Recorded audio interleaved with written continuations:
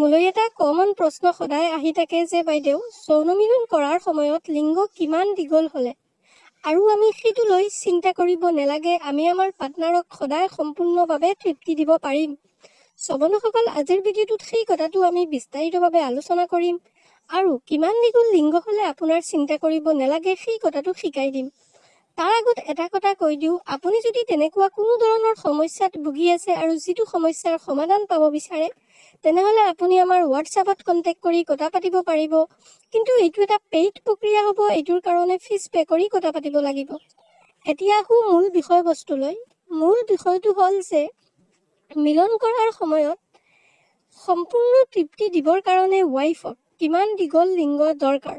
চাওক বন্ধুসকল, সেই কথাটো যদি ক'বলৈ যাওঁ তেনেহ'লে আচলতে যদি আপোনাৰ লিংগৰ ছাইজটো 6 ইঞ্চ বা 5 ইঞ্চকৈ বেছি আছে তেনেহ'লে আপুনি সেইটো লৈ কোনো চিন্তা কৰিব নালাগে। আৰু যদি 5 ইঞ্চতকৈ কম আছে, আমাৰ ইণ্ডিয়ান ছাবকণ্টিনেণ্ট বা ইণ্ডিয়াত 5 ইঞ্চিতকৈ কম থকাসকলে অকণমান চিন্তা কৰা দৰকাৰ।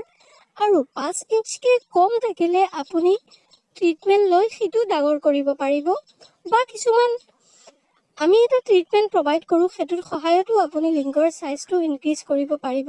কিন্তু যদি আপোনাৰ লিংগৰ ছাইজটো 5 ইঞ্চকৈ বেছি আছে তেনেহ'লে সেইটো লৈ কোনো চিন্তা কৰিবলগীয়া নাই। এতিয়া আপোনাৰ ৱাইফে বা আপোনাৰ পাৰ্টনাৰগৰাকীৰ যিটো যৌন তৃপ্তি সেইটো যদি 5 ইঞ্চকৈ বেছি লিংগৰে কৰা তেতিয়াহ'লে নিশ্চয়কৈ তাই সম্পূৰ্ণ পৰিমাণে তৃপ্তি পাব। সেইটো লৈ আপুনি চিন্তিত হোৱাৰ দৰকাৰ নাই। সেইকাৰণে আশা কৰিছোঁ যে আপুনি কথাবোৰ গম পাইছে আৰু যদি আপুনি মোৰ লগত তেনেকুৱা কথা পাতিব আছে বা তেনেকুৱা সমস্যাৰ বিষয়ে ডিছকাশ্যন কৰিব আছে, তেনেকুৱা সমস্যাৰ সমাধান পাব বিচাৰে তেনেহ'লে আপুনি মোৰ হোৱাটছআপত কণ্টেক্ট কৰিব পাৰিব, মই নিশ্চয় সহায় কৰিম।